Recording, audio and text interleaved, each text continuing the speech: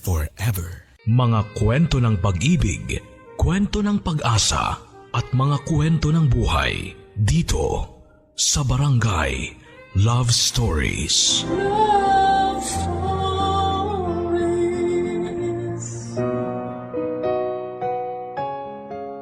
Kung dumating ang araw na mawala ka sa memorya ng taong mahal mo, ipaglalaban mo pa rin ba ang pagmamahal mo kahit na hindi ka na niya nakikilala?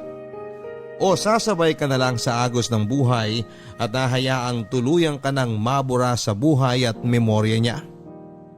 Anong gagawin mo para maalala ka ng taong pinakamamahal mo? Dear Papa Dudut, naniniwala ako na kapag naramdaman mo na ang tinatawag nilang totoong pagmamahal, kahit kailan ay hindi na yon mawawala sa puso mo. Pwedeng dumating ang araw na unti-unting humina ang pandinig natin. Lumabo ang ating paningin, mawala ang panlasa natin, pero ang pagmamahal na minsan nating naramdaman para sa isang espesyal na tao kahit kailan ay hindi yun kukupas o mawawala. Kahit pa nga tuluyan na nating makalimutan ang lahat ng taong naging parte ng buhay natin. Papadudot, ako nga pala si Rod, 61 years old, taga Quezon Province, at isang dating magsasaka. Aaminin ko na wala talaga akong hilig makinig ng radyo, lalo na ng mga drama o kahit musika pa. Laking bukid kasi talaga ako at sanay ako na nagbabanat ng buto bago pa sumikat ang araw hanggang sa lumubog ito. Wala akong ibang alam na gawin kundi ang magtanim ng palay at mga gulay noon. Pero dahil hilig ng asawa kong si Julia ang pakikinig sa radyo, lalo na ng programa mong Barangay Love Stories, kaya naman naisipan ko na ibahagi na rin ang kwento naming mag-asawa na sigurado akong kapupulutan ng maraming aral at inspirasyon ng ating mga kabarangay na nakikinig ngayon. Papadudot, bata pa lamang ay ulila na ako sa mga magulang. Tanging ang tiyaheng ko na lamang na kapatid ng nanay ko ang kumupkop at nagpalaki sa akin. Pero hindi rin magaan ang buhay nilang pamilya dahil meron silang 11 anak ng asawa niya. Kaya naman nang makatapos ako ng grade 6 ay hindi na rin ako nagpumilit pa na tumuloy ng pag-aaral sa high school. Naghanap na lamang ako ng mapagkakakitaan para makatulong sa tiyahin ko. Nagsimula ako sa pagiging tagabantay at tagapaligo ng mga kalabaw sa lugar namin. Naging kargador din ako ng mga sako ng palay at gulay hanggang sa pasukan ko na ang pagsasaka noong nasa tamang edad na ako at kaya na rin ang pangangatawan ko.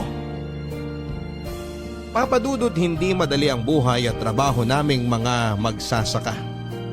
Sa trabahong ito ko talaga nakasanayan na umalis ng bahay nang wala pang araw at umuwi ng palalim na ang gabi. Noong una ay halos sukuan ko na ang sakit ng katawan na nararamdaman ko sa araw-araw. Pero ang naiisip ko noon ay ano pa ba ang ibang trabaho na makukuha ko, grade 6 nga lang ang natapos ko. Kaya naman minahal at tinanggap ko na ng totoo ang trabaho ko bilang magsasaka. Ang hindi ko alam, eto rin palang trabaho ko ang magiging dahilan para matagpuan ko ang babaeng mamahalin ko sa panghabang buhay.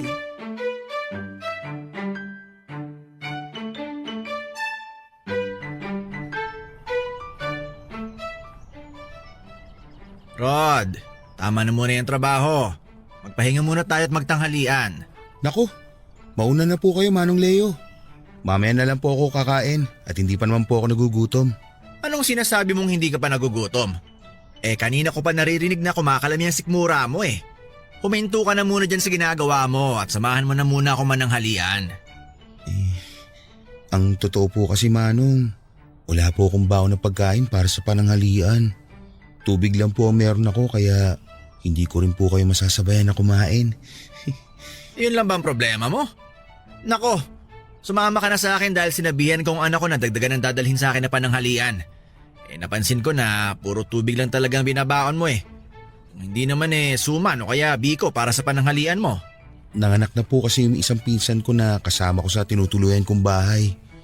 Kaya medyo kailangan po namin na mas magtipid ngayon sa mga gastusin. Kaya nga sumama ka na sa akin at sabay na tayong magtanghalian. Tingnan mo nga yung katawan mo oh. Ang payat-payat mo na lalo. Paano ka ba nakakapagtrabaho nang walang masyadong laman ng tiyan mo? Sanay lang po talaga, Manong Leo. Wala rin naman po akong ibang pagpipilian. Tay, pasensya na po, ngayon lang ako nakarating. Ang tagal po kasi dumating nung nagde-deliver ng isda. Ayos lang anak dahil kakatapos lang namin ni Rod sa ginagawa namin. Dinagdagan mo ba ang dala mong pagkain kagaya ng biling ko sa'yo kanina bago ko umalis ng bahay? Opo tay, nagdala na rin po ako ng saging kasi may mga batang naglalako doon malapit sa atin. Kaya naisipan kong bumili. Mabuti naman. Oo nga pala, eto si Rod. Yung madalas kong kinukwento sa'yo. Rod, eto nga palang anak ko si Julia. Kumusta, Julia? Kinagagala kitang makilala. Ganon din ako. Ikaw pala yung kinukwento ni tatay na masipag niyang katrabaho. Naku, hindi naman masyado. Mas masipag pa rin ang tatay mo kumpara sa akin. Ay, akin na pala yung bayong nadala mo. Ako na magdadala. Akala ko ba ayaw mong sumabay sa amin naman ng halian? Medyo nakakaramdam na po pala kasi ako ng gutom, Manong. Nakakahiya naman po kung lalambot-lambot ako mamaya pagbalik natin sa trabaho kaya sasabayan ko na po kayong kumain. Siya, sige. Pero dito ka sa may tabi at ako ang sabayan mo maglakad. Huwag yung anak ko ha. Bata pa yan at wala pa akong balak na pag-asawahin yan. Si tatay talaga oh. Hindi na po ako bata. Nasa tamang edad na po ako. Kahit nasa tamang edad ka na, kung hindi ka naman liligawan ng tama ng lalaking napupusuan mo, hindi pa rin kita papayagan mag-asawa. Kaya ikaw, Rod, kung pumapasok na kaagad sa isip mo na ligawan ng anak ko, ihanda mo ng mga buto-buto mo dahil hindi ko basta-basta pinaliligawan ng anak ko. Opo, Manong.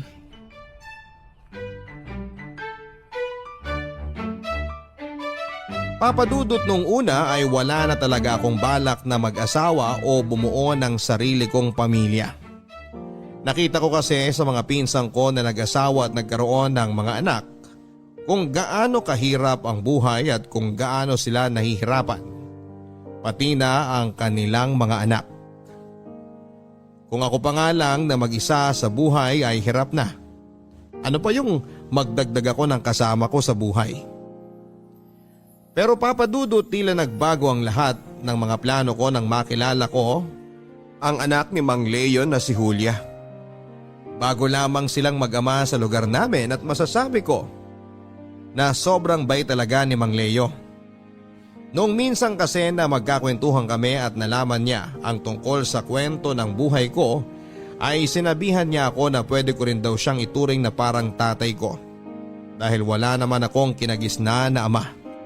At noong araw na ipinakilala niya sa akin si Julia, kahit alam ko na medyo pabiro ang mga bilin niya tungkol sa pagpapaligaw niya sa anak niya, ramdam ko na istrikto talaga siya pagdating sa bagay na yon.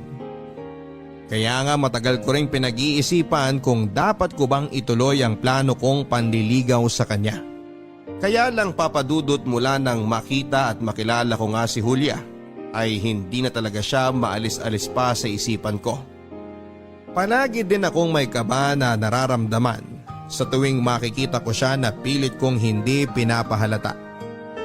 Hanggang sa dumating na nga po ang araw na nag-decide akong umakyat na ng ligaw sa babaeng napupusuan ko, papadudot.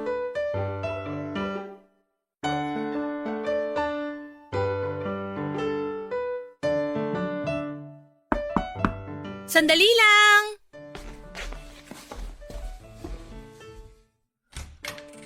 Oh, Rod, ikaw pala yan.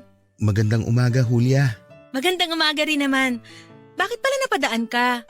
Wala pa si tatay nasa palengke pa. Pero pauwi na rin siguro siya. May bibilin ka ba? Ang totoo, hindi kasi siya yung dahilan kung bakit ako nandito. Ha? Ano palang pakay mo at napadalaw ka? Hindi kung hindi sino ang pakay ko. Julia, ikaw talaga ang dahilan kung bakit ako nandito ngayon. Ako? Oo, pero kung abala ka ngayong araw na to, pwede naman akong bumalik na lang sa ibang… Hindi, ayos lang. Halika, pasok ka muna. Sige, salamat. Eto nga pala, may dala akong bulaklak para sa'yo. Araw kasi ng mga puso ngayon kaya naisipan kong bigyan ka nito. Salamat. Ang ganda naman itong mga waling-waling na dala mo. Pasensya ka na kung yan lang ang bulaklak na nadala ko ha. Yan kasi ang pinaka namulaklak sa bakuran namin ngayong araw. Ano ka ba? Ayos lang. Paborito ko kaya to. Talaga? Paborito mo yan? Mabuti na lang pala at yan ang dinala ko. Julia! Kunin mo nga tong isda na binili ko. At ito na iluto mo para sa… Oh, Rod, anong ginagawa mo dito sa bahay namin? Magandang umaga po, Manong Leo. May dala po pala akong suma na gawa ng tiyahin ko. Tamang-tama po to para sa mainit na kape. Ano namang naisipan mo at nagdala ka ng suman dito sa amin? Nagluto po kasi ang tiyahin ko nito kagabi. At nagtabi po ako para sa inyo. Dahil nabanggit niyo po noon na paborito rin to ni Julia. Ang ibig mong sabihin, para lang pala yan sa anak ko at hindi para sa akin? Hindi po. Para din po sa inyo to, Manong. Kaya eto po, at dinagdagan ko talaga ang dala ko. Si tatay talaga tinakot pa si Rod. Balak mo bang umakyat ng ligaw sa anak ko, Rod? Ha? Opo. Kung papayagan ninyo po ako. Ay, mapipigilan ba kita nandito ka na. Halika't sumama ka sa akin sa likod ng bahay. Tay, ano pang gagawin niyo sa likod ng bahay kasama si Rod? Hindi pa kasi ako nakapagsibak ng kahoy para sa panggatong natin. Ipapasibak ko na kay Rod ang mga nakatambak na kahoy dun sa likod. Siguro naman, ayos lang sa'yo, Rod.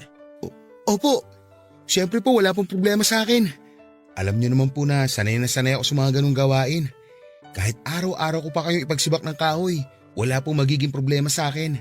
At gagawin ko po ang lahat para mapatunayan ko po sa inyo na seryoso po ako sa pag-akyat ko ng ligaw sa inyong anak. Papadudot, pinayagan na nga ako ni Mang Leo na ligawan si Julia at masasabi ko na hindi talaga naging madali ang lahat. Kung noon ay napakabait sa akin ni Mang Leo, bigla na lang nagbago ang pakikitungo niya sa akin mula nang magpaalam ako na liligawan ko ang anak niya. Hindi ko masasabing sumama ang ugali niya pero naging mas seryoso at istrikto siya sa tuwing magkasama kami sa trabaho at sa bahay nila. Marami rin siyang pinagawa sa akin kagaya na lamang ng pagsisibak ng kahoy para gawing panggatong nila sa pagluluto. Pag-iigib ng tubig mula sa poso na may 4 na kilometro ang layo mula sa bahay nila. At dumating din ako sa punto na kinausap ko ang mga pinsang kong lalaki para tulungan akong haranahin si Julia. Marami pa akong ginawa na mahihirap na bagay para lamang maligawan si Julia na hindi ko na iisa-isahin pa. Pero hindi ko yon ginawa dahil gusto yon ni Mang Leo at wala akong pagpipilian. Ginawa ko ang lahat ng yon para mapatunayan sa kanya na seryoso ako sa pagmamahal ko sa anak niya. Papadudot, habang tumatagal na mas nakikilala ko ng lubusan si Julia, ay mas lalo ko siyang minamahal. Marami kasing katangian sa kanya ang talaga namang kamahal-mahal. Matagal na rin pala siyang ulila sa nanay at tanging si Manong Leo na lamang ang kasama niya sa buhay. Kaya naman hindi ko masisisi si Manong kung sobra itong maghigpit sa kanya. Nangako naman ako kay Julia. Nagagawin ko ang lahat para makuha ang tiwala ni Manong Leo na kahit kailan ay hinding-hindi ko sisirain. Papadudot, habang tumatagal ay mas lalong nagiging mahigpit sa amin ni Julia si Manong Leo. Sinabihan niya pa ako na ayaw niya raw na magpapaabot ako ng gabi sa bahay nila. At wala pang 1 oras kung payagan niya akong dumalaw sa kanila. Halos pinagawa din niya sa akin ang lahat ng mabibigat na gawain sa kanilang bahay. Pero hindi ako sumuko at mas lalo akong naging porsigido sa panliligaw ko sa anak niya. At pagkatapos nga ng 2 taon na panliligaw ko kay Julia, ay hindi na sayang ang lahat ng paghihirap ko. Dahil ibinigay na rin niya sa akin ang pinakaaasam kong oo para sa lahat ng pagsubok na pinagdaanan ko. Papadudot, tumagal ng 3 taon ng relasyon namin ni Julia bilang magkasintahan bago kami nag-decide na magpakasal. Hindi naman na yon tinutulan pa ni Manong Leo dahil pareho na kaming nasa tamang edad ng anak niya. At sa araw ng kasal namin ay binigyan kami ni Manong Leo ng sariling bahay at lupa na pwedeng sakahan bilang regalo niya sa aming dalawa. Papadudot, naging napakasaya ng unang mga taon ng pagsasama namin ni Julia. Doon ko rin siya mas nakilala at mas lalong minahal. Doon ko rin po na-realize na hindi talaga nagkamali ang puso ko sa pagpili ng babaeng mamahalin nito. Sobrang maasikaso, malambing at mapagmahal na asawa kasi ni Julia. Palagi niya pa rin kaming dinadalhan ni Manong Leo ng pananghalian kahit pa ipinagbubuntis na niya ang unang anak namin. Hanggang sa makapanganak na nga siya at nasundan pa ng 3 ang mga anak namin. Papadudot, habang lumalaki ang mga anak namin ay mas lumalaki rin ang mga gastusin sa bahay. Nagsimula na kaming magipit at dahil ako ang padre di pamilya sa bahay ay ayokong masanay kami na palaging humihingi ng tulong sa tatay niya. Kaya naman ginawa ko ang lahat para makapag-abot ng sapat na pera kay Julia para sa bahay. At kung hindi man sapat ang perang inabot ko, si Julia naman ang gumagawa ng paraan para mapagkasya yon. At kahit gaano pa kami nagigipit na mag-asawa, kahit kailan ay hindi niya ako inaway o sinumbatan sa perang inabot ko sa kanya na para sa pamilya namin. Wala akong naririnig na reklamo sa kanya at pilit niyang pinagkakasya ang lahat para sa amin. Kahit malaki o maliit man ang inaabot ko sa kanyang pera, palagi lang siyang malambing sa akin, maasikaso at maalaga, Papadudot. Sinisigurado niya na pagdating sa bahay ay wala na akong ibang gagawin kung hindi ang magpahinga na lamang. Ganon siya kabait, Papadudot. Ganon kabuti ang asawa ko.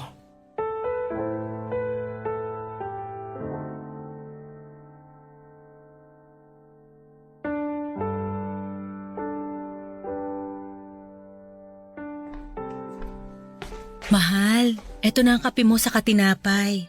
Magpahinga ka muna at magmerienda. Maya-maya pa uwi na rin ang mga anak natin mula sa eskwela. Mabuti naman dahil papalubog na rin ang araw. Ayokong abutan sila ng gabi na nasa labas pa rin ng bahay. Naku, ang asawa ko. Habang tumatagal, nagiging mahigpit na tatay talaga. Hayaan mo nang paminsan-minsan makapaglakwatsa ang mga bata. Ayoko nang nasasanay silang palaging nasa labas ng bahay na to. Gusto ko, hanggat kaya ko silang kontrolin at disiplinahin, ay gagawin at sasamantalahin kong pagkakataon na yun. Ikaw ang bahala, mahal. Matalino naman ang mga anak mo, kaya sigurado akong naiintindihan nila kung bakit ka naghihigpit sa kanila. Oo nga pala, mahal. Pasalubong ako sa'yo. Ang paborito mong waling-waling. Pinitas ko dun sa bakur na kumpare natin nung mapadaan ako sa kanila kanina. Naku, mahal, salamat. Hindi ka na dapat nag-abala pa ng ganito kasi matatanda na tayo. Hindi naman ibig sabihin na matatanda na tayo tapos na akong ligawan ka. Dahil kahit uugod-ugod na tayo, gagawin ko pa rin ang lahat para mapaglingkuran at mapakilig ka. Ang sweet talaga ng mahal ko. Siyempre sabi nga nila, kalabaw lang ang tumatanda at nawawalan ng tamis sa katawan. At hindi mangyayari sa atin yun. Mahal, eto na rin pala yung kinita ko para sa huling ani natin ng palay. Ayan, tamang-tama dahil kailangan na rin nating bayaran ng matrikula sa eskwelahan nila Wendy para makapag-exam siya. Oo nga pala. Pinaalala mo nga pala sa akin na kailangan mo na mas malaking budget para sa buwan na to. Huwag mo nang isipin yun. Ayos na tong binigay mo sa akin dahil alam ko naman na ginawa mo ang lahat para makapagtrabaho ng maayos. Ako na lang ang gagawa ng paraan para sa kailangan pang bayaran dito sa bahay. Pasensya ka na, mahal ha. Ang baba kasi talaga ng kuha nila sa mga palay natin eh. Halos nababawi lang natin ang nilabas nating pera na para sa puhunan. Madalas nga ay abonado pa tayo dahil sa nangyayari na to. Mahal, huwag ka nang panghinaan ng loob dahil naiintindihan ko naman ang sitwasyon natin ngayon. Kaya ko namang diskartihan ng ibang gastusin dito sa bahay at doblehin ang pagtitipid natin sa ulam. Isa pa, dumaan dito si tatay kanina at nag-iwan ng mga gulay at prutas. Sa mga pagkain pa lang na yon, malaki na ang matitipid natin. Kaya wag mo nang masyadong alalahanin pa ang tungkol sa pera. Salamat talaga, mahal ha. Alam mo ba sa tuwing pinanghihinaan ako, sa'yo lang talaga ako kumukuha ng lakas ng loob. Sino pa ba naman ang magdadamayan dito at magtutulungan kung hindi tayo rin na mag-asawa? Saka alam mo, mahal, napansin ko pala na nangangayayat ka na. Pwede bang bawasan mo ang labis na pagpupuyat, lalo na ang labis na pagtatrabaho? Ito lang naman ang kaya kong gawin para sa pamilya natin. Ang magsipag sa trabaho. Pero hindi ibig sabihin nun, pababayaan mo na ang katawan mo. Mahal, huwag mo masyadong isipin ang mga tumataas na bilihin sa palengke o ang mga gastusin dito sa bahay. Ang isipin mo, ang kalusugan mo. Dahil yun ang mas importante sa akin at sa amin ng mga anak mo. Ikaw mismo at hindi ang pera na pinaghirapan mo. Kaya mahal, please lang. Huwag mong pabayaan ang sarili mo para na rin sa amin ng mga anak mo.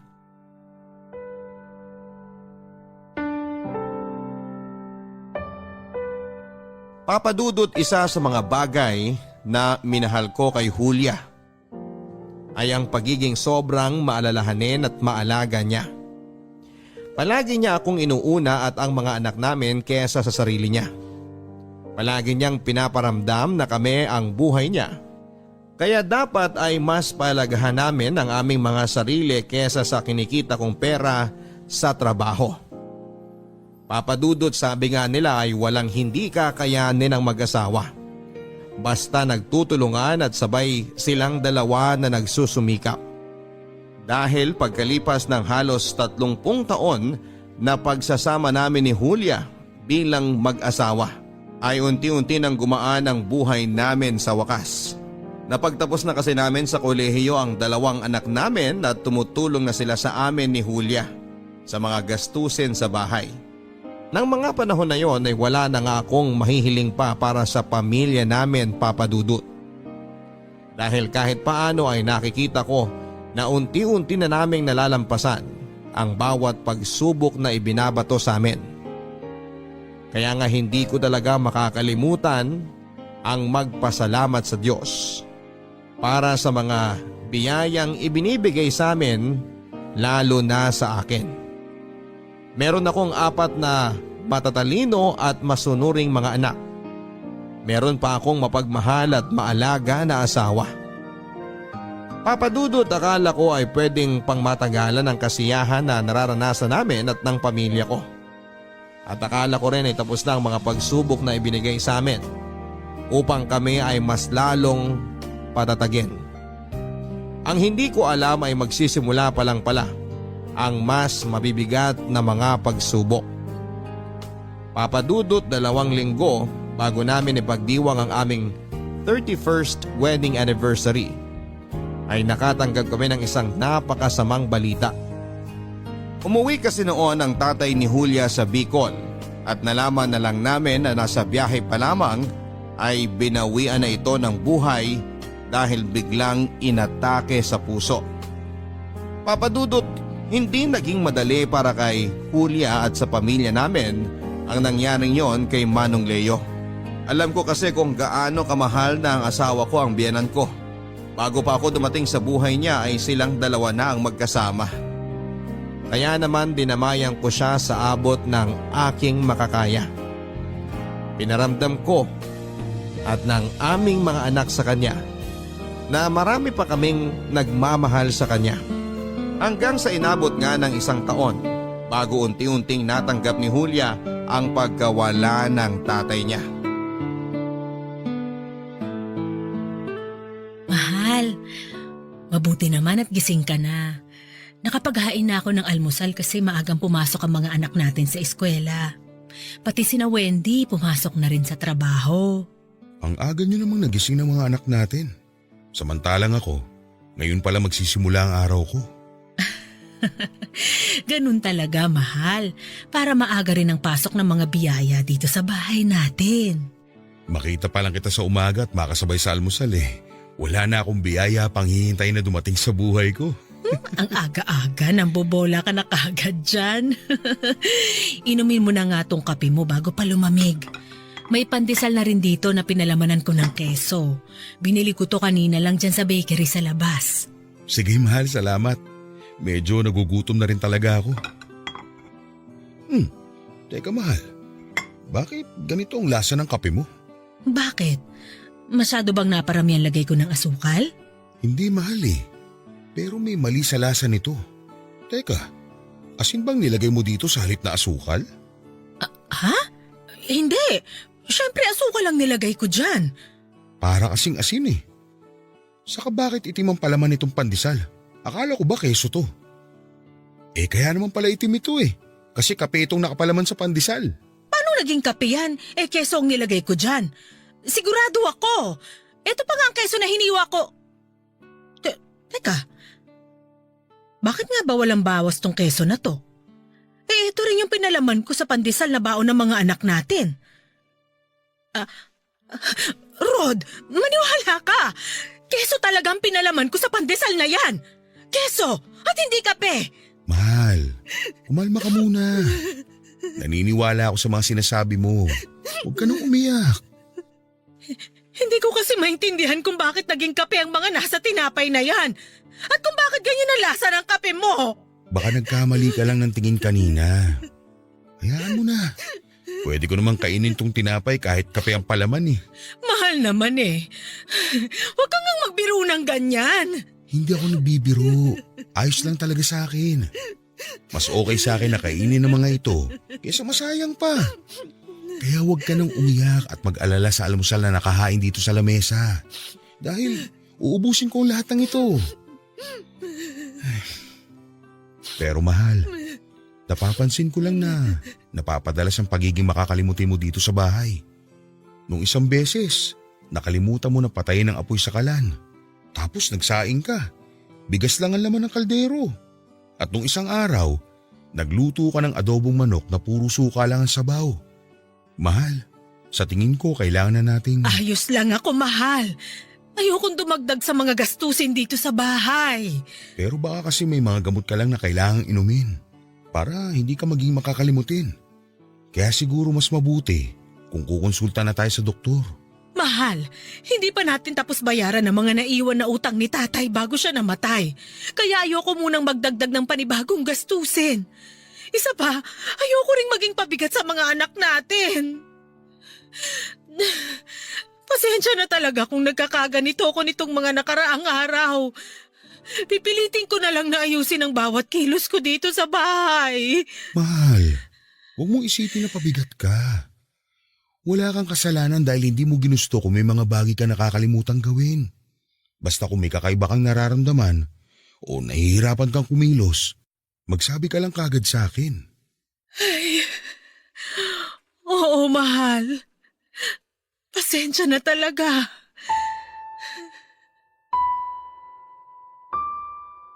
Papadudot kahit na anong pangungumbinsi ang gawin ko o ng mga anak namin ay ayaw niya talagang pumayag na magpa-check up. Nang mailibing kasi si Manong Leo ay nalaman namin na may mga utang pala siyang naiwan sa iba't ibang tao. Medyo malalaking halaga rin yon kaya kinakailangan namin na unti-unti na ring bayaran. Papadudot habang tumatagal ay napapansin ko na mas lalong lumalala ang pagiging makakalimutin ng asawa ko. Ilang beses na siyang nagsasaing ng walang laman na tubig ang kaldero. Ilang isda na rin ang nasusunog sa tuwing siya ang nagluluto. At madalas din ay nakikita ko siya na nakatingin sa malayo na parabang may malalim na iniisip. May mga oras din na maalimpungatan ako sa madaling araw na wala siya sa tabi ko. At makikita ko na lamang siya na nakatayo lang sa may harap ng lababo namin. Nang lapitan ko siya noon ay tinapik sa balikat ay tila nagising siya mula sa pagkakahimbing At ako pa ang tinanong niya kung bakit daw kami parehong nasa kusina. Papadudot, ayoko sanang isipin na may mali na talagang nangyayari sa asawa ko.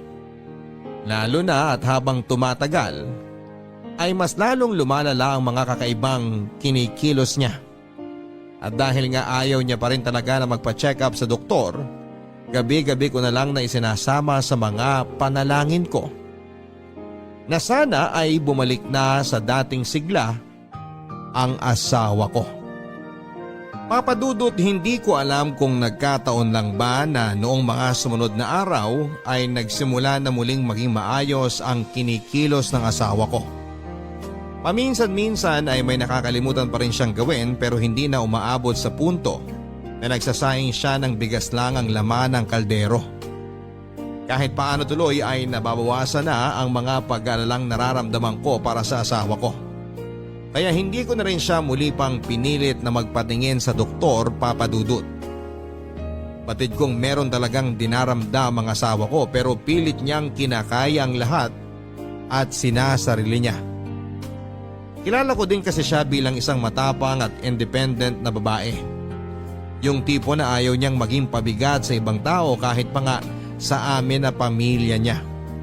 Kaya mas gusto niya na siya ang nagdadala sa amin at nag-aalaga at nag-aasikaso. Pero Papadudot, nangako kaming dalawa sa harap ng altar na magsasama kami sa hirap at sa ginhawa.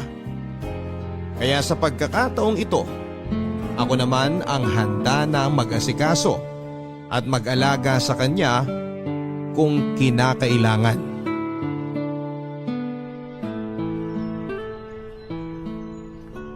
Wendy anak, saan ka pupunta? Akala ko ba wala kang pasok sa trabaho ngayon? Wala nga po, Tay. Pero aalis lang po ako sandali para bumili ng shampoo at sabon natin. Isasama ko na rin po ang toothpaste dahil paubos na rin po yung natitira. Ganun ba? Huwag ka na lang masyado magpapagabi sa labas ha. Alam mo naman ang panahon ngayon. Wala nang pwedeng pagkatiwalaan na ibang tao. Opo, Tay. Sandali lang din naman po ako. May gusto rin po ba kayong ipabili sa akin? Wala naman anak. Ang nanay mo nga pala, tapos na ba maglaba? Tapos na po yata. Nakita ko po siya nakatayo sa may harap ng lababo bago ako lumabas ng bahay. O siya sige. Sa kanya na lang ako magpapatulong magbuhat ng mga pinamili ko na to. Umalis ka na at nang hindi ka masyadong gabihin sa lakad mo. Mag-iingat ka ha. Sige po, Tay. Salamat ho.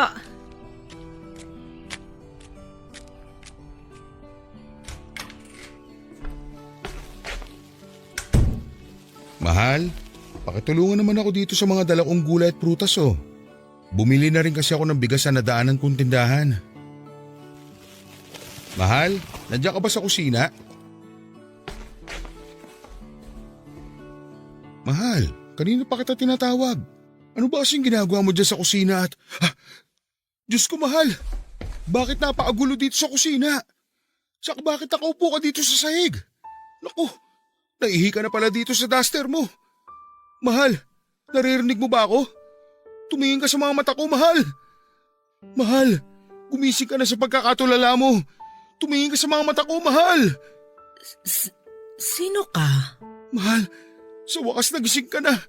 Akala ko kung ano nang… Huwag mo akong hawakan! Sino ka ba talaga? Umalis ka sa harap ko, kung hindi, sisigaw talaga ako! Julia, ano ba nangyayari sa'yo? Ako to, si Rod, ang asawa mo. Rod? Wala akong kilalang Rod! Umalis ka dyan dahil hindi kita kilala! Julia, ano ba talaga nangyayari sa'yo? Sino ka ba talaga? Bitiwan mo nga ako! Huwag mo akong yakapin! Bakit ba hindi mo ako makilala? Ako nga to, ang asawa mo. Bitiwan mo ako! Huwag mo akong yakapin! Bitiwan mo ako!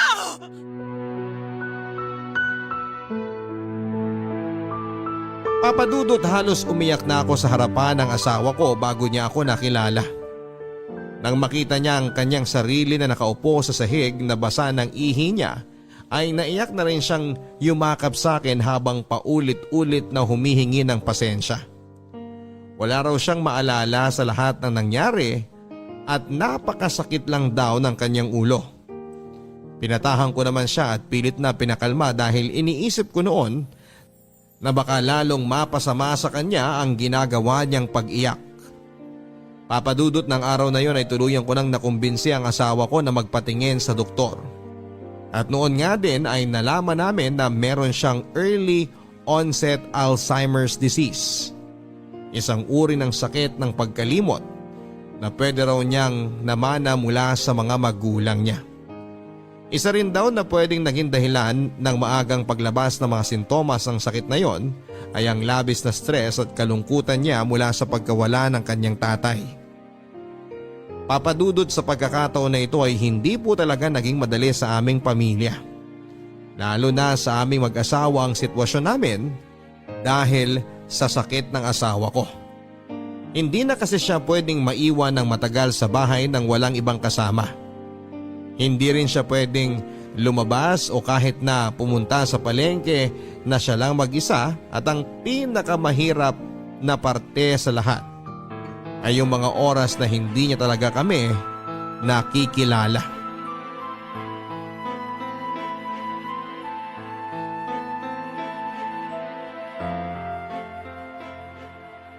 Umalis ka dito, magnanakaw ka! Nay, ano bang sinasabi niyo magnanakaw? Ako po ito. Anak niyo ako, si Wendy. Napakasinungaling mong babae ka! Wala pa akong anak kaya umalis ka dito sa pamamahay namin ng asawa ko bago pa kita ipabarangay! Nay naman eh. Pagod ako galing trabaho, wag naman po kayong ganyan. Aalis ka ba dito o babatuhin kita nitong timbang hawak ko? Nay, tama na po! Tumigil na po kayo sa paghuhula ninyo! Ako nga po ito si Wendy! Yung panganay ninyong anak! Hindi ka ba talaga aalis na babae ka? Teka nga, kukuha ko ng kutsilyo para… Wendy anak, ano ba nangyayari dito? Julia, bakit may hawak kang timba? Naku mahal, mabuti at nakauwi ka na. Itong babae na to, nagpupumilit na pumasok sa kwarto. Tay, kanina pa po ako dito. Ayaw po akong papasukin ni nanay sa kwarto kasi hindi niya ako makilala. Pagod na po ako sa trabaho at gusto ko na po magpahinga, Tay. Bakit dito ka sa bahay namin magpapahinga? Hindi ka naman namin kaano-ano. Kung gusto mong magpahinga, doon ka sa bahay nyo. Julia mahal, tama na. Wendy, bumili ka muna ng mantika. Magpiprito ko ng isda. Pero Tay… Sige na anak, para pagbalik mo dito, maalala ka na ng nanay mo. Sige na nga po. Kakainis naman oh. Bakit ba tinatawag mo na anak ang babaeng yon? At bakit ba paulit-ulit niya akong tinatawag na nanay? Dahil anak natin siya, mahal. Paano nangyari yon? Kakakasal lang natin noong isang buwan. 31 years na tayong kasal, mahal. May mga anak na rin tayo. At ang babae na kanina mo pa pinapaalis ay ang panganay nating si Wendy. Pero paano ngang nangyari yon? Bakit hindi ko sila…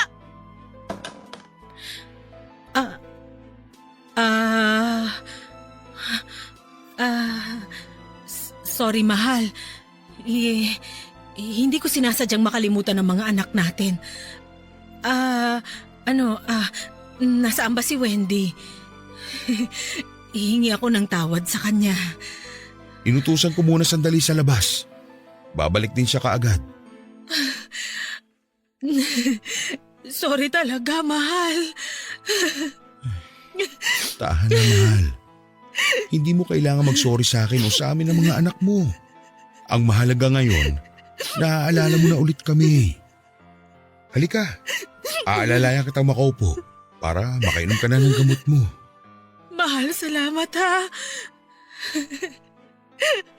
Salamat sa lahat ng pag-unawa mo sa akin. At sa sakit ko na to. Mahal kita eh. Kaya gagawin ko ang lahat para maintindihan ang sitwasyon mo.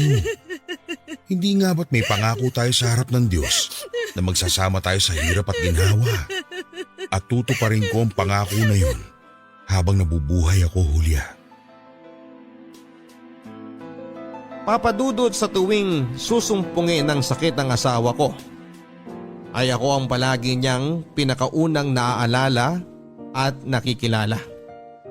Ako lang din ang nakakapagpakalma sa kanya sa tuwing nagwawala siya at madalas ay nauuwi yon sa mahigpit na yakap at iyakan. Papadudot, aaminin ko na nahihirapan po talaga ako sa nangyayari sa asawa ko. Mabuti sana kung ako lang ang naapektuhan. Pero pati na rin ang mga anak ko. Ang dalawang bunso kasi namin ay nasa kolehiyo na at malaki na rin ang gastusin para sa kanilang pag-aaral. Mabuti na lang talaga at malawak ang pangunawa ng dalawa kong naunang anak na nagtatrabaho na dahil sila ang gumagastos para sa pangmatrikula ng kanilang mga kapatid. Kaya lang dahil pagod sila sa trabaho ay nagiging mainitin ang ulo nila pagdating sa nanay nila. Lalo na kapag hindi sila naaalala nito at pilit na pinapaalis ng aming bahay. Pinapaliwanag ko naman sa mga anak ko na sana ay mas lawakan pa ang kanilang pangunawa sa kanilang nanay. Dahil kahit naman ang asawa ko ay hindi gusto ang nangyayari sa kanya. Madalas din ay ako lang ang nag-aasikaso sa asawa ko, Papa Dudut. Kapag naiihi siya sa aming higaan, kapag nadumi siya sa kanyang salwal at kapag halos wala na talaga siyang nakikilala sa amin na pamilya niya, Papa Dudut. Nakakapagod talaga ang sitwasyon ko bilang asawa niya. Pero nangako ako sa sarili ko na hindi ko susukuan ang asawa ko kahit na ano pa ang mangyari. At tutuparin ko ang pangako na binitawan namin sa isa't isa noong araw na ikinasal kaming dalawa. Papa Dudut, lumipas ang 1 taon na nakasanay na namin ang sakit ng asawa ko. Alam ko na ang mga dapat kong gawin para pakalmahin siya sa tuwing nagwawala siya. Hanggang sa makilala niya na kami ng mga anak niya. Nakapag-adjust na rin kaming lahat sa bahay kung paano alagaan ang asawa ko. Lalo na ngayon na hindi siya madalas na sinusumpong ng sakit niyang pagkalimot. Papa Dudut, kahit paano rin ay nagagawa na naming maging masaya at mag-celebrate ng mga espesyal na okasyon. Kaya akala ko ay pwede na kaming muling bumalik sa dati naming masayang pamilya. Pero hindi pa rin pala, Papa Dudut. Dahil kung kailan naman naging muling magaan ang sitwasyon para sa aming pamilya ay muli ring susubukin ang aming katatagan. Papa Dudut, na stroke po ang asawa ko na kaagad naming isinugod sa ospital. At halos umiiyak akong nagwala nang sabihin sa amin ng doktor na comatose ang asawa ko at kung magising man siya ay baka hindi na rin magtagal ang kanyang buhay. Papa Dudut, sa ikalawang pagkakataon ay hindi ko sinukuan ang asawa ko. Sinabi ko sa mga doktor na maghihintay ako na muling magising ang asawa ko at alam ko na malalampasan pa niya ang taning na ibinigay sa kanya ng doktor. Mula nga noon ay hindi na ako umalis pa ng ospital at araw-araw din akong pumupunta ng chapel para makiusap sa Diyos. Nadugtungan pa ang buhay ng asawa ko. Dahil, Papa Dudut, sa totoo lang ay hindi ko pa alam kung handa na ba akong mawala sa akin ng asawa ko. Kung handa na ba akong iwanan niya ako. Sa loob ng mahigit na 30 taon ay siya ang naging buhay ko. Si Julia ang nagbigay ng dahilan para sa akin na magkaroon ng mga pangarap at masayang buhay. At ngayon pa lamang ay hindi ko nakakayanin kung mawawala ang nag-iisang dahilan na yon mula sa buhay ko.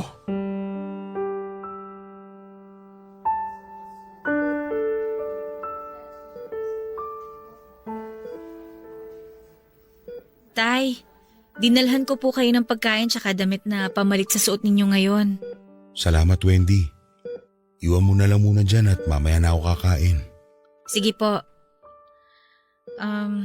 Nakausap ko po pala yung doktor kanina. Ang sabi niya, stable na raw po si nanay at pwede na siya magising anumang oras. Sinabi niya rin yan sa akin kagabi, anak. Kaya nga, kahit papano ay gumagaan na ang loob ko ngayon. Pero tay, alam niyo na rin po siguro na sa oras na magising si nanay, pwede pong… Anak, magtatagal pa ang buhay ng nanay mo. At naniniwala ako na matagal pa rin natin siyang makakasama. Ay, sige na. Iwan mo na lang muna kami dito ng nanay mo. Sige po tay, bibili lang po ako ng kape sa kantin.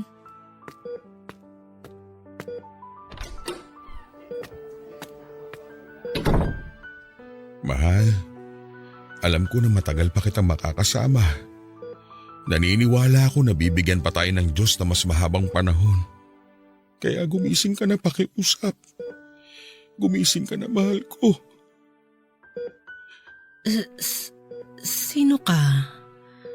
Bakit ka umiiyak? At bakit hawak mo ang kamay ko? Mahal, nagising ka na. Magkakilala ba tayo? Oo, ako yung lalaking nagdadala palagi sa'yo ng bulaklak dati. Eto nga oh, may mga bagong pitas din ako kanina lang. Mga waling-waling. Ito yung bulaklak na naging paborito ko mula nang dalin sa akin ng isang manliligaw ko nung araw ng mga puso. Naging paborito mo lang to nung araw ng mga puso? Oo. Naging paborito ko lang ang waling-waling nang dalin yan sa akin ng isang manliligaw ko noon. Ay, naaalala ko tuloy siya. Yung lalaking kauna-unahang minahal ko at pinangakuan ng panghabang buhay na pagsasama. Yung lalaking hindi nawala sa tabi ko kahit naging sobrang pabigat na ako sa buhay niya. Yung lalaking hindi napagod na mahalin ako. At kahit kailan, hinding-hindi mapapagod na mahalin ka. Julia, ako to. Si Rod. Yung lalaking mahal mo at mahal na mahal ka. Rod? Oo nga. Ikaw nga si Rod na asawa ko. Mahal. Sorry kung hindi kita nakilala agad. Sorry kung hindi kita naalala. Mahal, tama na. Huwag ka nang umiyak at mag-sorry. Wala kang kahit na anong kasalanan.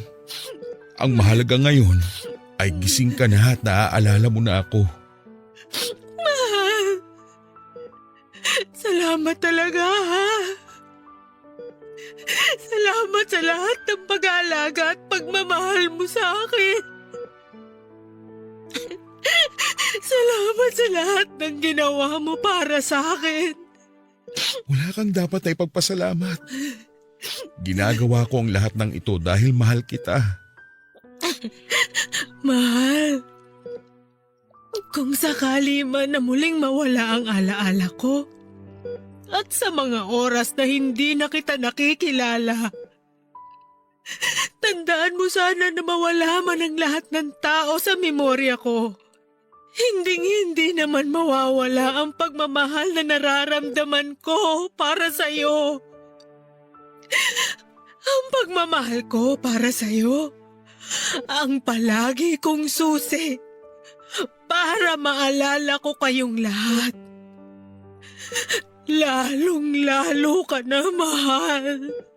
At ito rin ang tandaan mo, mahal. Kahit kailan, hindi ako mapapagod na iparamdam sa'yo kung gaano ko kaswerte dahil ikaw ang asawa ko. Palagi kong ipaparamdam sa'yo kung gaano kita kamahal mula nung unang araw na nagkakilala tayo hanggang sa habang buhay na magkakasama tayong dalawa. Mahal na mahal kita, Julia. Mahal na mahal.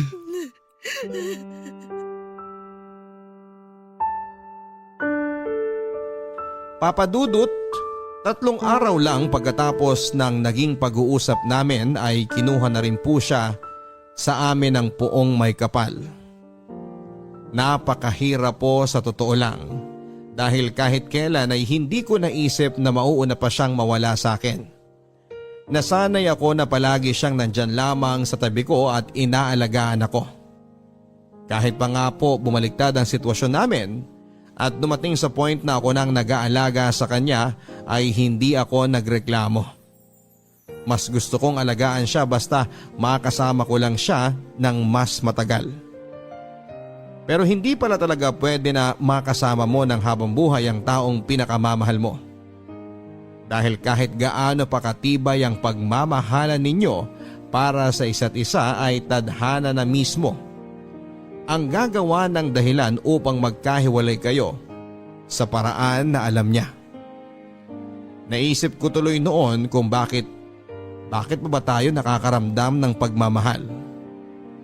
Kung sandali lang naman tayong magiging masaya at mas matagal pa ang paghihirap na mararanasan natin kapag kinuha na sa atin ang mahal natin. Papadudot mula nang mailibing ang asawa ko ay hindi na ako naging palakibo sa mga anak ko. At aaminin ko na napakalaki din ang nagbago sa aming bahay.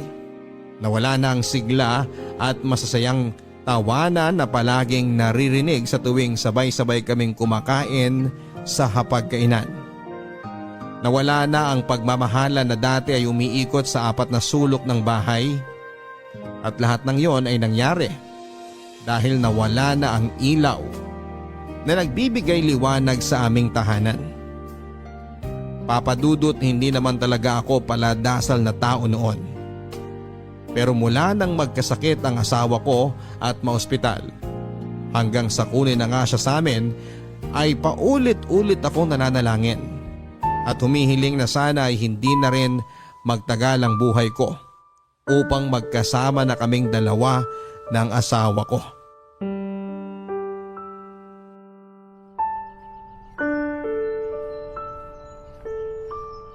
Mahal, kamusta ka na dyan? May dala nga pala akong paborito mong bulaklak na waling-waling. Mga bagong pitas yan mula sa bakuran ng kumpare natin. Mahal, miss na kita. Habang tumatagal na hindi kita nakakasama, pakiramdam ko lalo ako nanghihina. Mahal, baka pwede namang pakiusapan mo ang Diyos na pasunurin na ako sa iyo kaagad.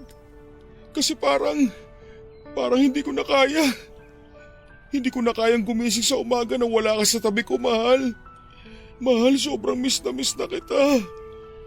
Kung alam mo lang. Tay, sabi ko na nga ba dito ko kayo mahahanap sa may puntod ni nanay eh. Pauwi na rin ako maya-maya lang. Mauna ka na at palalim na ang gabi. Susunod na lamang ako. Hihintayin ko na po kayo para sabay na po tayong umuwi. Wendy anak, may isang tanong lang ako sa iyo. Naging mabuti ba akong ama sa inyo ng mga kapatid mo? Sobra po, Tay. At kung bibigyan man po ako ng pagkakataon na makapili ng magiging magulang ko sa susunod na buhay ko, kayo pa rin po ni nanay ang pipiliin ko na maging magulang. Mabuti naman kung ganon. Alam mo kasi sa totoo lang, iniisip ko kung naging mabuti rin ba akong asawa sa nanay ninyo. Bago pa man po magkasakit si nanay noon, naikukwento niya na po sa aming magkakapatid kung paano po kayo nagsimula bilang magkasintahan hanggang sa maging mag-asawa na po kayo at maging anak ninyo kami. Tay, paulit-ulit pong sinasabi ni nanay sa amin kung gaano siya kaswerte na nakilala niya kayo at naging asawa. Mas maswerte ako sa nanay ninyo. Maswerte ako na ako ang pinili niyang makasama sa habang buhay. Kaya lang, hindi pala talaga pwedeng habang buhay, ano? Hindi tayo pwedeng maging masaya na kasama ang mga mahal natin habang buhay. Sorry, Wendy, ha? Sorry sa inyo ng mga kapatid mo. Ang totoo kasi, ang hirap lang talagang tanggapin ang lahat na nangyayari sa atin. Ang hirap tanggapin na gigising ako sa umaga na hindi ko nakatabi ang nanay ninyo. Na kahit kailan ay hindi ko na siya magagawa pang yakapin. Tay, alam niyo po ba na sa huling mga araw na nakasama natin si nanay, sa tuwing magigising po siya noon ay wala siyang ibang bukang bibig kung hindi kayo? Kahit po nung nasa bahay pa po si nanay, madalas wala siyang ibang naaalala kung hindi kayo lang. Mahal na mahal niya po kayo, Tay.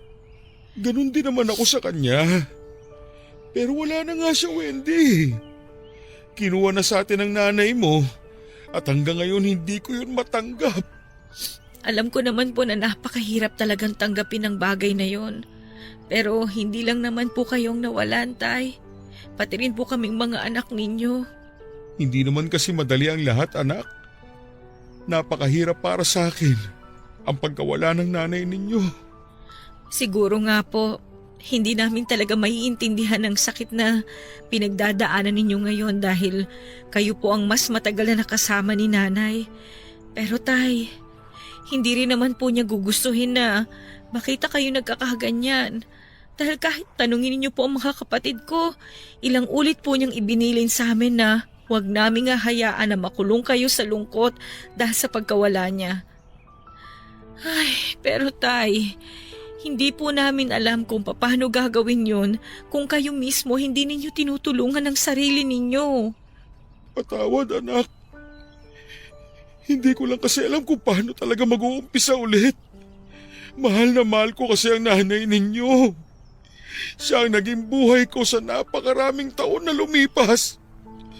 Hayaan niyo po na sana matulungan namin kayo sa pag-move on niyo, tay. Sabay-sabay natin na pag-aralan tsaka tanggapin na kahit kailan hindi na talaga babalik si nanay sa atin. Pero hindi naman po ibig sabihin na natanggap na natin na wala na siya. Kalilimutan na po natin siya. Oo, Wendy. Tama ka.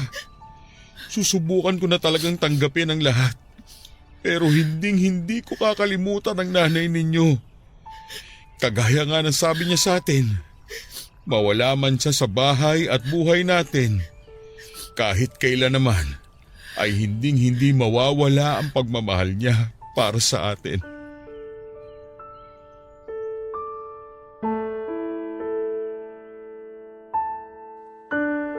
Papa Dudut, alam kong tama naman ang lahat ng sinabi ng anak kong si Wendy. Kung nakikita lamang ako ng nanay niya na nakakulong sa matinding kalungkutan dahil sa pagkawala niya, ay hindi siya matutuwa. At pwede niya ring ikalungkot ang nangyari sa amin kung nasaan man siya ngayon. Papa Dudut, bago tuluyang mamaalam sa amin noon ang misis ko, ay sinabihan niya ako na magbitaw raw ako ng isang pangako sa kanya. Pangako na kakayanin ko ang lahat ng hirap at sakit sa oras na mawala na siya. Papa Dudut, nagbitaw ako ng pangako ng araw na yon para lamang mapanatag ang loob ng asawa ko. Kahit ang totoo ay hindi ko alam kung paano ko tutuparin ang pangako na yon.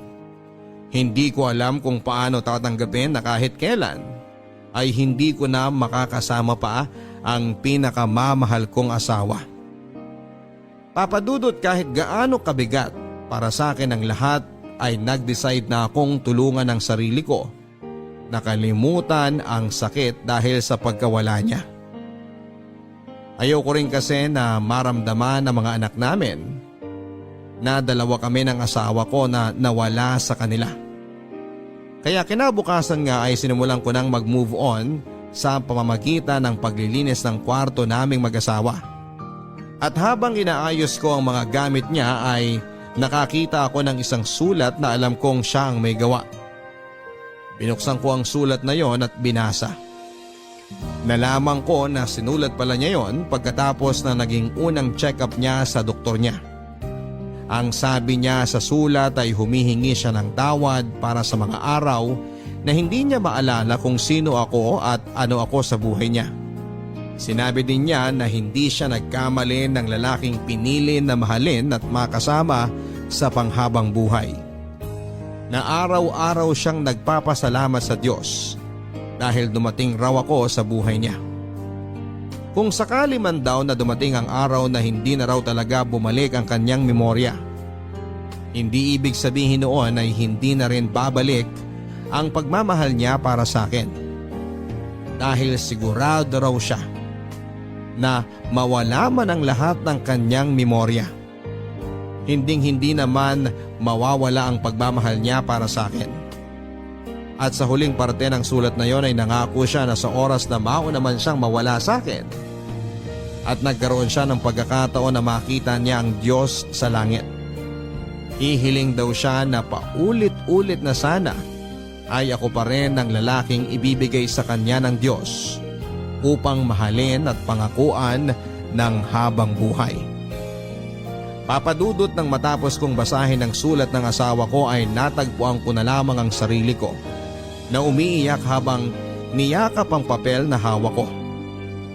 Muli kong naramdaman ang bigat at sakit dahil sa pagkawala niya.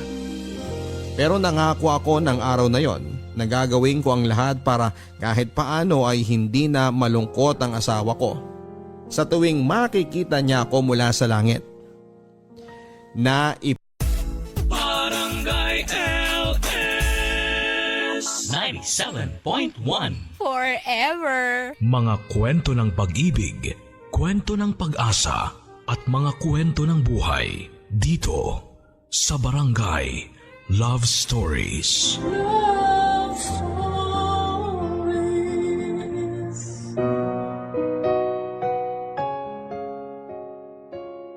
Marami sa atin ang nabibiktima ng maling pagmamahal. Marami rin sa atin ang patuloy na nagpapabiktima kahit na alam nilang hindi na dapat dahil akala nila doon lang sila pwedeng maging masaya. Ikaw, kapuso, nabiktima ka na ba ng maling pagmamahal?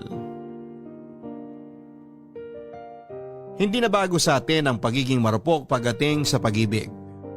Marami sa atin ang ilang beses nang nakatisod ng maling pag-ibig pero patuloy pa rin ang pagbangon para muling habulin ang mali. Matagal bago tayo matauhan at maisip nating mali na ang hinahabol natin. Minsan kailangan pang tumodo ang sakit bago mo pakawalan. Minsan kailangan pang maging grabe ang epekto sa iyo bago mo maintindihan na kailangan mo nang bumitaw.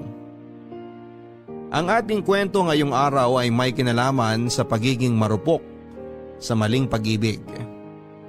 Alam kong minsan sa buhay ninyo naging marupok kayo at piniling magpakasaya kahit maling-mali na talaga. Ang kwentong pinadala sa atin ng bidang si Jessa ang magpapatunay na pagdating sa pag-ibig ay hindi gumagana ng tama ang utak natin. Alamin natin ang kanyang kwento dito lamang sa Barangay Love Stories.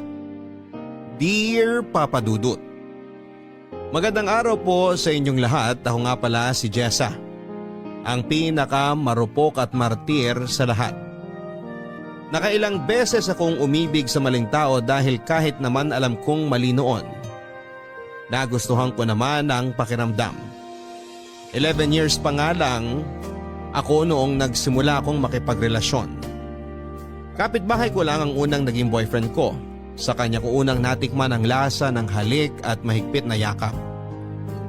Hindi rin kami nagtagal dahil pinalaya sila sa inuupahan nila dahil nakaaway ng nanay nito ang landlady nila.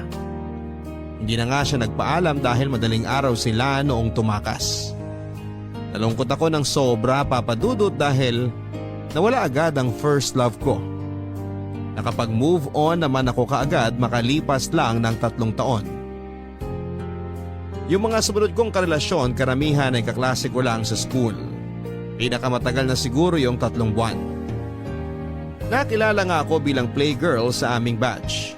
Lagi akong laman ng chismis noon dahil masyado raw akong malandi. Ilang beses din akong napaaway dahil sa mga mapanghusgang tao. Hindi naman ako nagpa-apekto at nagpaligaw pa rin ako ng nagpaligaw. Kahit na aware ako dati na gusto lang akong paglaruan ng mga kinakarelasyon ko, ay nagpatuloy pa rin ako. Hindi kasi ako sanay na mag-isa noon, Papa Dudut. Ayoko sa pakiramdam dati na nababakante ako dahil malungkot yon para sa akin. Makalipas ang ilang taon, nagkaroon na rin ako sa wakas ng seryosong karelasyon. Itago na lang natin siya sa pangalang Raul. 40 anyos na si Raul pero hindi naman nahalata yun sa kanyang mukha dahil parang nasa 20 anyos lamang ito. Nakilala ko siya noong inad niya ako sa Facebook. Nagandahan daw siya sa akin at kinilig ako doon. Kaka-break ko lang noon sa isang ex ko noong nakilala ko si Raul. Kaya naman natuwa ako dahil nakatulong siya sa pag-move on ko. Siya lang ang nakausap ko dati at nakakalandian, ganon din naman raw ako sa kanya.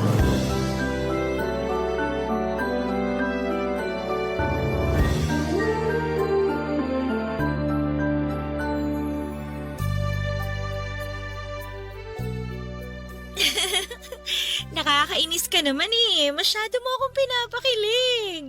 Uy, nagsasabi lang naman ako ng totoo ah. Ang ganda mo nga talaga doon sa sinend mong selfie. Kakagising mo lang ba talaga nun? Oo naman. Nahiya nga ako kasi may muta pa yata ako nun eh. Ang linis nga ng mga mata mo eh. Parang dinilaan ng tuta. Grabe ka! Nakakatawa ka talaga.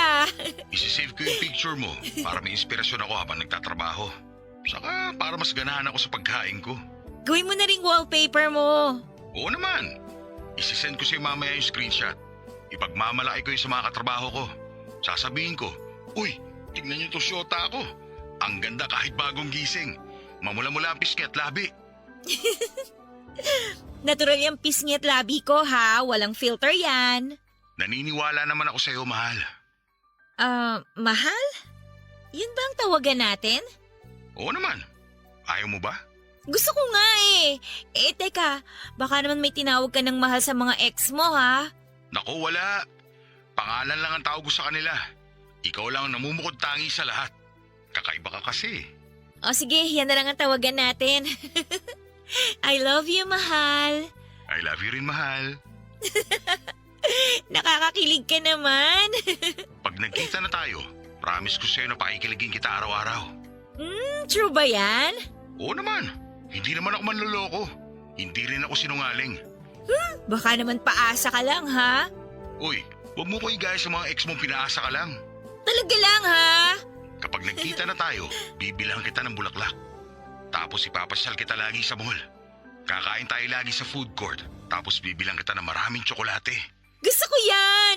Uy, pati teddy bear ha? Yung pink o kaya pwede ring red. Kahit kasi laki mo pa yung teddy bear. Basta masahod ko eh. Grabe na-excite na ako makita ka tuloy. Gusto na kitang yakapin tapos lambingin lagi. Dapat kiss mo rin ako ha. Oo naman, maraming mauumay ka. Ako mauumay? Kahit siyang labi mo lang ang ulamin ko, busog na ako eh. Nakakagigil yung kapal ng labi mo. Parang pang-artista. Parang model ng lipstick. Binubola mo na naman ako eh. Hindi nga.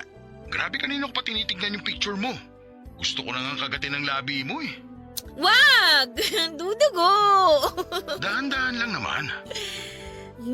Teka nga, baka kung saan mapunta yung usapan. Eh ano naman ngayon? Magkarelasyon naman tayo eh.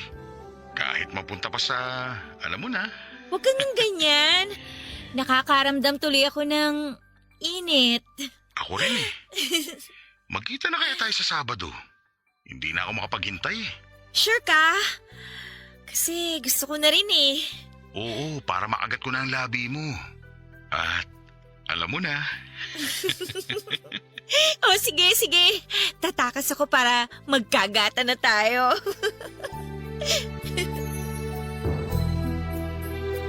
Sa unang pagkikita namin ni Raul ay may nangyari agad sa amin. Nagkatubili pa ako noong una pero napilit niya ako. Nag-check-in kami muna doon ay may nangyari sa amin.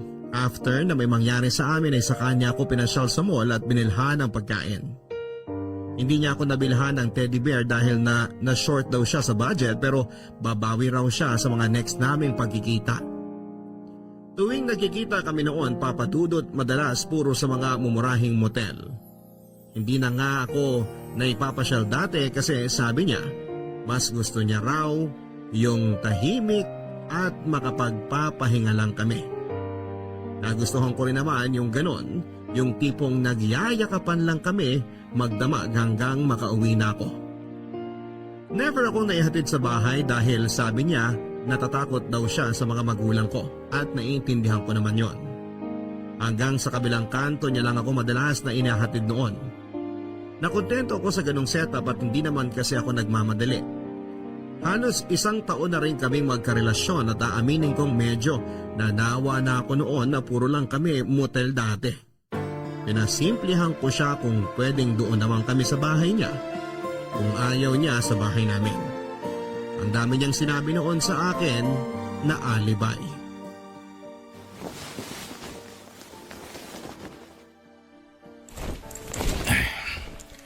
Sunduin na lang ulit kita sa Sabado ha. Huwag ka malilate ha. Alam mo naman bitin tayo lagi sa oras. Ang hirap kasi makatakas kina mama eh. Sisenda kita mamaya ng mga pwedeng palusot para maaga ka makaalis ng bahay nyo. Para naman masulit natin yung pagmumutal natin. Alam mo naman 3 oras lang to eh. Ang mahal pa mag-extend ng 1 oras. Mahal, paano kaya kung wag na lang tayong mag-check-in sa motel? Ha? Eh anong gagawin natin? Magtititigan lang hanggang matapos ang araw. Ang ibig kong sabihin, baka naman pwedeng sa bahay nyo na lang tayo magkita. Doon na lang tayo magstay. Ha? Bakit dun? Walang aircon dun. Maaalibadbaran ka lang. Buti pa dito sa motel, libre lang. May cable pa at libreng sabon at shampoo. Makakapag-charge ka pa ng cellphone mo. Sanay naman ako kahit walang aircon eh. Kahit nga walang electric fan, ayos lang ako, no? Lamigin din kasi ako eh. Basta, mas okay na dito. Para sana hindi ka na rin gumastos lagi ng pang-check-in natin. Ipangkain na lang natin kaysa gumastos sa motel. At least sa bahay ninyo, libre. Para hindi na rin tayo laging nagmamadali pag magtatatlong oras na. Hindi pwede sa bahay kasi maraming tao doon.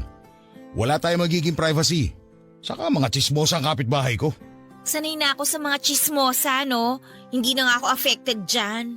Hindi ako sanay na nachichismis eh. Ano namang ichichismis nila sa atin magkarelasyon naman tayo, di ba? Normal lang naman na dalhin mo ako sa bahay nyo kasi girlfriend mo nga ako. O ito, may aaminin ako sa'yo. Huwag ka sana magagalit ha. Oo naman, ano ba yun? Hindi pa alam sa bahay na may syota ako. Bakit naman hindi mo sinabi? Kinakahiya mo ba ako? Hindi Humahanap lang ako ng tiyempo. Di ba nga sinabi ko sa'yo dati na hanggat maaari ayaw muna nilang magkasyota ako kasi nga lagi na lang daw ako sinasaktan ng mga nakakarelasyon ko. Kaya yun. Sana maintindihan mo. Ay, kawawa ka naman, mahal. Hayaan mo, hindi naman kita sasaktan. Tsaka hindi ako gagaya sa ibang ex mo, no? Talaga? Oo nga! O sige na nga, kapag ready ka na, tsaka mo na ako dalhin sa bahay ninyo. Ang understanding mo talaga kaya love na love kita eh. Ikaw kaya, maging understanding ka kaya sa sasabihin ko sa'yo? Ano yun? Hindi ako 19 years old. Ha? Magsi-17 pa lang ako next month. Ano? Oh, huwag ka magalit, please. Paano hindi ako magagalit? Niloko mo ako. Anak ka ng… Kasi gusto lang talaga kita. Kaya nung sinabi mong 40 years old ka na, natakot ako na baka hindi mo ako patulan kaya sinabi kong 19 na ako. Ano ba naman yan, Jessa? Sorry na, mahal. Malapit na rin naman ako mag-17 eh. Tapos, konting pikit lang, 18 na ako. O, diba? Hindi. Hindi to pwede. Maghiwalay na tayo. Ayoko makulong.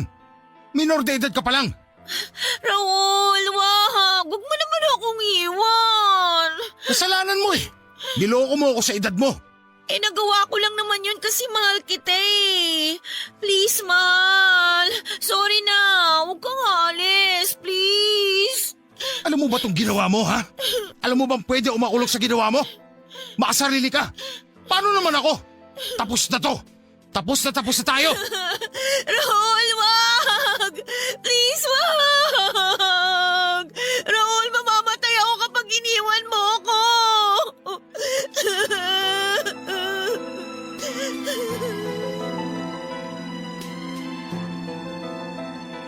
Nagwala noon si Raul dahil sa galit sa akin.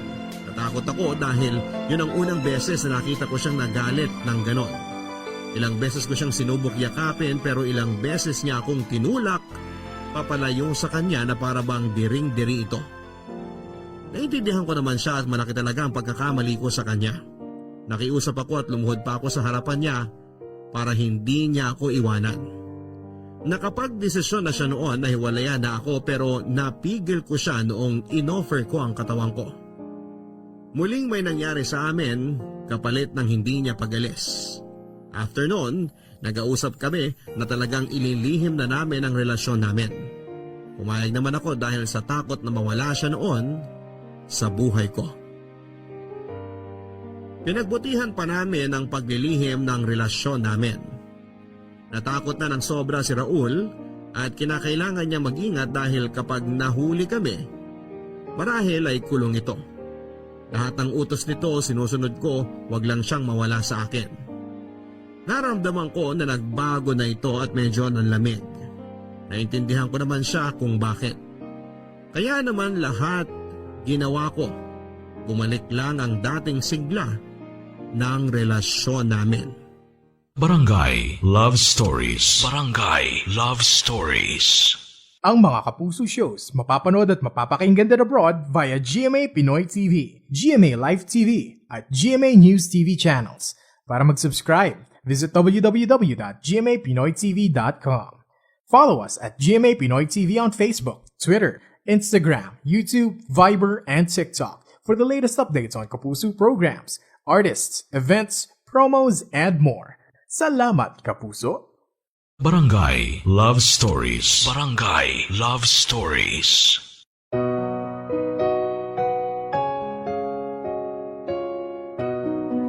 Naramdaman ko nga ang pagbabago ni Raul mula noong sinabi ko ang totoong edad ko sa kanya. Nasaktan ako sa panlalamig nito pero kinaya ko dahil nga kasalanan ko naman.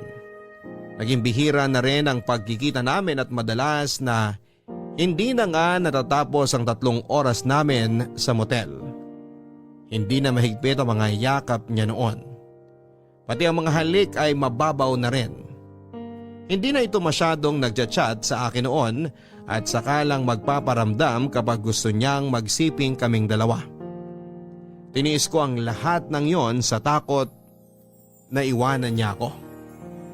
Naging clingy ako dahil sa panlalamig nito, Papa Dudut.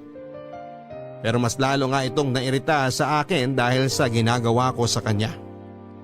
Na-inlove na ako sa kanya ng todo, yun ang unang beses na talagang na-inlove ako ng totoo. Hindi ko na-handle ng maayos yung nararamdaman ko kaya ang labas ay nasakal siya sa sobrang pagmamahal ko. Dahil doon ay mas lalo tuloy na bawasan ang mga pagkikita at pakikipag-usap nito sa akin. In-unfriend na nga rin niya ako sa Facebook at sinabi niyang mag-text na lang daw kami dahil delikado sa Facebook. Sinunod ko naman yon, lahat ng gusto niya, sinunod ko. Baka sa susunod na buwan na tayo magkita ha? Bakit? Busy sa trabaho. Basta lagi mo akong i-update ha. Ite-text na lang kita kapag magkikita na tayo. So habang wala ka, hindi tayo magkakausap kahit sa text lang? Oo, para safe. Mamaya pakialaman pa na magulang mo yung cellphone mo. Mabisto pa tayo. Mahirap na. Okay. Oh, nagtatampo ka? Hindi. Alam ko na yung ganyan mo eh. Kasi naman napapansin ko sa'yo tsaka ka lang magte-text sa akin kapag gusto mong mag-ano tayo. Tapos halos 1 oras lang tayo dito sa motel.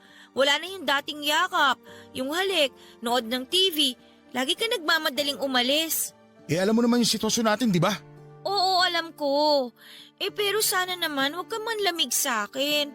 Huwag mong iparamdam na sex lang ang habol mo. Uy, hindi totoo yan. Mahal pa rin naman kita. Gusto ko lang talaga mag-ingat. Okay. Tara na nga, baka mahuli pa tayo. Nakakahiya naman sa'yo. Teka nga, huwag ka na magtampo. Ha? Sorry na. Babawi ako sa next. Lagi ka namang ganyan Napaka-arte mo, alam mo ba yun? Ang hirap mong suyuin. Napakaisip bata mo. Sa bagay, bata ka pa talaga. Minsan ka na nga lang manuyo, ganyan ka pa? Ayoko na. Bahala ka sa buhay mo. Nakakasawa ka na. Maghiwalay na tayo. Wag! Sorry na. Sige, okay na ako. Okay na.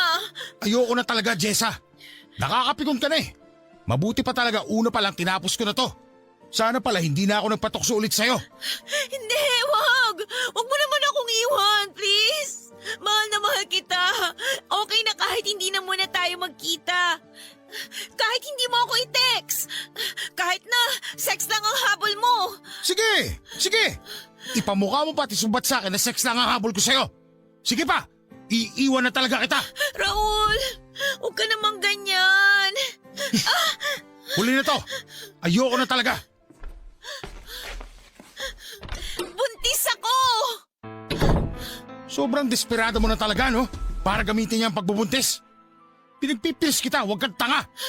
Hindi ko ginamit yon. Lahat tinapon ko.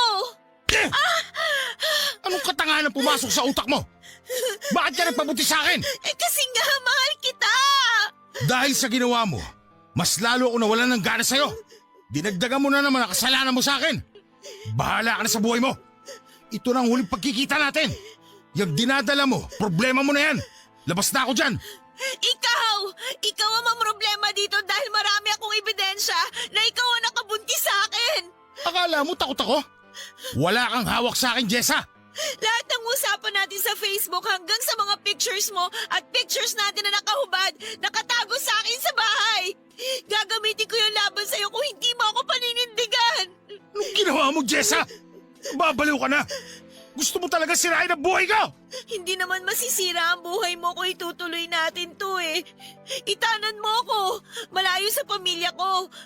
Walang makakaalam kung sino ako pag nasa inyo na ako. Hindi nila malalaman yung edad ko. Sige na, magsama na tayo. Jessa! Jessa! Ano ba itong pinasok ko? Raul, huwag mong gawin yan. Huwag mo yung tugyang ulo mo sa dingding. Yun lang naman kasi ang paraan para hindi ka makulong eh. At para maging masaya na tayong dalawa. Magiging pamilya na tayo.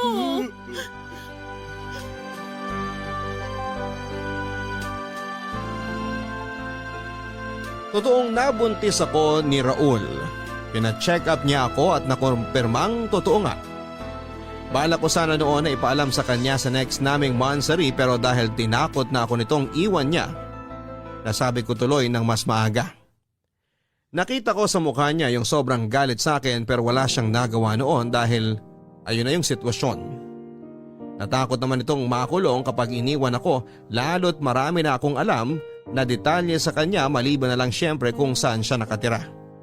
Pinagplanuhan namin ang mga susunod naming gagawin. Madaling araw nang tumakas ako sa bahay namin para itanan ni Raul. Isang bag lang ang dala ko noon at konting ipon noong nag-aaral pa ako. Sumakay kami noon sa bus papunta ng Pampanga. Na-excite ako dahil sa wakas ay hindi na kami magkakahiwalay pa. Napansin kong mas lalong nanlamig si Raul sa akin pero sinabi ko sa sarili ko na mawawala rin yon lalo kapag nagsama na kami. At pinakita ko na sa kanya ang pagmamahal ko. Nang nakarating na kami sa Pampanga, sinalubong kami ng nanay niya. May edad na ang nanay nito, 65 years old na. Napakabait ng mukha at halatang maunawain ang nanay niya at nagulat ito nang ipinakilala ko pero hindi na ito nagsalita ng kung ano pa. Nasiyahan ako sa ilang araw na nagstay ako sa bahay nilang mag-ina. Nagkasundo kami kaagad ng nanay niya at tinulungan ko siya sa mga gawaing bahay. Madalas ay wala noon si Raul dahil nga malayo ang trabaho niya sa bahay kaya tuwing Biyernes hanggang Lunes lamang ito ng umaga kung nasa bahay. Sinulit ko na lamang ang mga araw na magkasama kami at inalagaan ko siya. Naramdaman kong galit pa rin ito sa akin at nakita kong problemado siya sa kalagayan ko. Hindi ko na lang pinansin ang lahat ng yon dahil sobrang masaya ako na mag-asawa na kaming dalawa. Jessa! Jessa! Bumangon ka muna dyan. Ha? Umaga na ba? Sandali, ihahanda ko yung pagkain mo. Alauna pa lang na madaling araw. Oh, bakit mo ako ginigising? Halika sa labas. May papakilala ako sa'yo. Sino ba yun? Siya na ba yon? Ito na nga siya. Bata pa nga talaga. Jessica mo ang pangalan? Oo. Ilang taon ka na? 17 po. Ilang buwan na yung pinagbubuntis mo? Magtatatlong buwan na po. Parang aliit masyado ng tiyan mo. Sigurado ka bang buntis to, Raul? Oo nga. Andyan lahat yung records niya nung nagpa-check up. Kasama pa ako. Hey, may dagdag na namang papakainin dito sa bahay. Hindi naman masyado matakaw yan. Parang ibon lang kung kumain. Pag lumaki pa yung tiyan niya, siguradong dodoble ang pagkain yan. Mas lalo kapag nagpapadede na yan. Kailangan marami ang kainin. Paano mo alam yan hindi ka pa naman nanay? Ayaw mo nga maging nanay eh. Wala kang pakialam sa matris ko. Tumutulong naman ba yan dito sa bahay? Oo naman. Hindi ba, Jessa? Opo. Masipag po ako. Lagi ko pong tinutulungan si nanay kapag naglalaba. Di lang dapat paglalaba, pati paglilinis ng lahat-lahat dito sa bahay. Ayoko nang madumi. Opo, kasama na rin po yun. Paano yan, Raul? Kapag lumaki na ang tiyan yan, mahihirapan na yung magtrabaho dito sa bahay. Baka dagdag pa saanin pa yan kay nanay, ah. Alam mo namang nirarayuman na yung matanda. Hindi yan. Magandang ang galaw ng galaw itong si Jessa para hindi siya mahirapan manganak. Exercise na lang niya yung paglilinis dito. Opo, yun nga rin po ang sinabi ni nanay sa akin para mapadali daw po ang panganganak ko. Baka naman maselan ka magbuntis, ha? Ayoko nang ganon. Nakita mo naman tong bahay namin, maliit lang. Wala kaming maiaabot sa'yo na luho mo. Lalo na yung pinaglilihian mo. Magtimpi ka sa mga pinaglilihian mo, ha? Hindi pa naman po ako naglilihi. Kapag naglihi ka na, ang sabi ko. Opo, wala naman po kayong problema sa akin doon. Ate Myra na lang ang itawag mo sa akin. O siya, matulog na tayong lahat at maaga pa ako mamaya. Jessa, ano yan, mahal? doon ka kay nanay tumabi ngayon hanggang sa mga susunod na gabi. Ha? Bakit? Tabi kami ni Myra. Ha? Di pala namin nabanggit. Asawa ko ni Raul.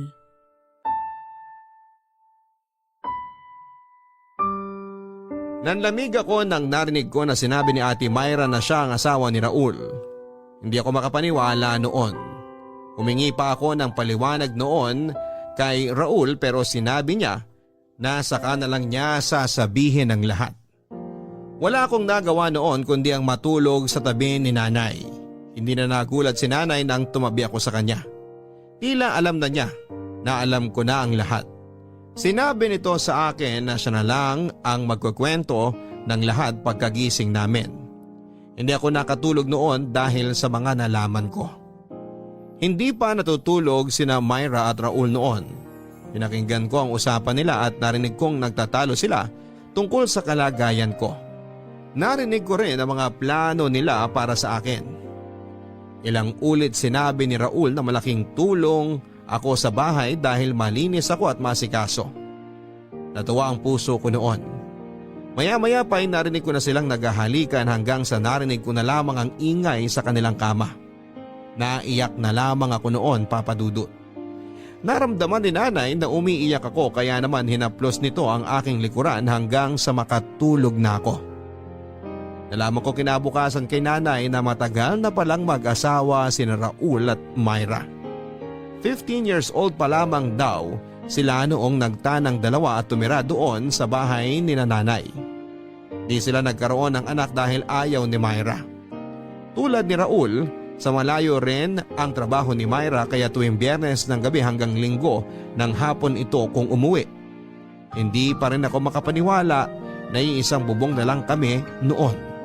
Mas lalong nahirapan akong paniwalain ang sarili kong napapayag ng ganon na lamang si Myra na patirahin sa bahay nila ang isang kabit na katulad ko. Naisip kong may iba silang plano sa akin at nagkatotoo nga ang iniisip kong yon. Naging katulong ako sa bahay ni Raul. Naging utusan lagi ni Myra tuwing andun siya sa bahay. Pinaglalaba ako nito noon ng mga panty niya at nagagalit siya kapag kumukupas ang kulay ng mga yon dahil sa paglalagay ko daw ng bleach. Kahit kasi yung panty niya na may tagos ng dalaw niya, ako ang naglalaba noon at masyadong kapit ang dugo kaya naman kinakailangan ko yung i-bleach. Ganon din si Raul, Papa Dudut. Pinaglilinis niya ako ng sapatos niyang nakatapak ng dumi ng mga asong kalye o di naman kaya tagamasahe niya ako. Lahat ng gawaing bahay, mabigat man o magaan, ako ang pinagtatrabaho nila. Kapag hindi nakatingin si Raul at Myra, tinutulungan ako ni nanay. Pinagbawalan na nga nilang magtrabaho pa si nanay dahil matanda na ito, kaya ako na ang pinaaako nila sa mga gawaing bahay. Papadudot, nahirapan na ako sa sitwasyon ko. Sobrang bigat sa dibdib, Papadudot. Na yung pangarap mong ituring kang asawa tinuring kang kasambahay. Saka lang ako sinisipingan at tinatabihan noon ni Raul kapag wala si Myra. At gusto niyang madaliin ang lahat. Ginawa ako nitong parausan lamang. Hindi ko naramdaman yung pagmamahal na pinangako niya noon. Mula noong tumira ako sa kanila, tingin na lang niya sa akin ay basahan at utusan. Pag napadugo mo yung kuko ko sa paa, Jessa, humanda ka sa akin. Babasagin ko yung panga mo. Opo, Ate Myra. Naligo ka na ba? Hindi pa po eh. Pagkatapos ko na lang pong linisan tong kuko ninyo. Ang baho mo! Sobrang asim ng amoy mo. Hindi pa po kasi ako nakaligo kagad kanina. Kasi po inutusan niyo ako maglaban ng bedsheet niyo. O parang nagrereklamo ka? Ay, hindi naman po, ate. Kung nagrereklamo ka na, mabuti pa umalis ka na dito para mabawasan yung pinapakain namin ng asawa ko. Hindi po ako nagrereklamo. Sinasabi ko lang po yung ginawa ko kaya po hindi po ako nakaligo. Sorry po. Sa amoy mong yan? Ewan ko talaga kung bakit ka natiis ikama ng asawa ko. Hindi naman po ako bahuin. Ngayon lang po talaga dahil nababad po ako sa pawis. Huwag mo na akong rasunan. Mabaho ka talaga. Saka tingnan mo nga yung itsura mo. Ang bata-bata mo pa pero mukha ka ng 40. Pasensya na po talaga. Akala ko naman kung napakaganda mo nung sinabi sa akin ng asawa ko na nabuntis ka niya. Sobrang bilasa mo, di pa man din nakakalabas yung bata sa tiyan mo. Paano pa kaya kapag nanganak ka na? Ano pong kulay ang gusto niyo sa kuko niyo? Yang itim, kasing itim mo. Joke. Ayos lang po. Nangitim lang ako kasi nababad po ako sa araw nitong mga nakaraan. Bawat sabihin ko talaga may sagot ka, no? Kasi po pag hindi ako umimik, mas lalo po kayo nagagalit eh. Kahit anong gawin mo, mararamdaman mo lagi ang galit ko. Sa kakirihan mong babae ka, ayan, nabuntis ka tuloy. Hindi po sadya ang pagbubuntis ko. Gaga ka, malandi ka. Sinabi na sa akin ni Raul na sinadya mo. Tinapon mo raw lahat ng pills na binili niya sa'yo. Nagpabuntis ka para ibahay ka niya. Inek-nek mo, tignan mo kalagayan mo ngayon. Kala mo siguro magiging asawa ka na nung kumag na yon, no? Di ka nag-iisip, gaga. Puro init lang ng katawan ng pinapairal yung mga kabataan. Tanggalin ko lang po tong ingrown nyo ha. Huwag po kayong magalaw. Ano na mangyayari sa'yo ngayon pagkatapos mo manganak? Aasa ka ng sustento kay Raul? Boba ka talaga? Maintenance nga ng nanay niya hindi niya maibigay-bigay? Ikaw pa kayang sampid lang? Aray! Hala! Sabi ko po kasi huwag kayong magalaw eh. Animal kang babae ka? Sinabi ko na mag-ingat eh! Ayan! Dumugo na! Aray! Buisit kang babae ka! Di ka na talaga makagawa ng tama! Aray, sorry po. Teka po, ayusin ko ate. Maayos mo pa ba yan? Tonta ka talaga? Ano yan? Matatanggal mo yung sugat? Ano ka? Faith healer? So sorry po talaga. Kukuha lang po ako ng... Aray! Aray ko! Dali mo kumuha ng alcohol doon! Gigigil ako sa'yo eh! Leche kang kabit ka! Leche!